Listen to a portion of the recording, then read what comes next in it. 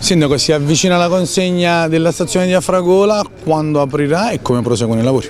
Aprirà a maggio perché i lavori procedono speditamente, addirittura c'è un'anticipazione rispetto alla data che era stata fissata a giugno. Quindi dal punto di vista della realizzazione della struttura siamo in pieno rispetto del cronoprogramma. Come si svilupperà la zona intorno alla stazione di Afragola?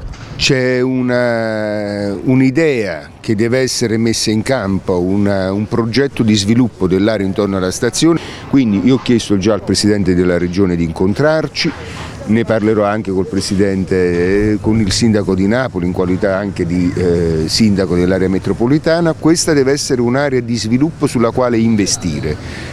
Il tema dello sviluppo del territorio non può essere confinato più soltanto alla città di Napoli e a Bagnoli. Voi immaginate come amministrazione uno sviluppo a vocazione commerciale oppure residenziale? Escluderei la vocazione commerciale. Una delle caratteristiche di quest'opera è che probabilmente è l'ultima opera progettata e diretta da Zaha Hadid, quindi anche da un punto di vista di architettura internazionale è un'opera che passerà alla storia. Ma i treni fermeranno anche qui?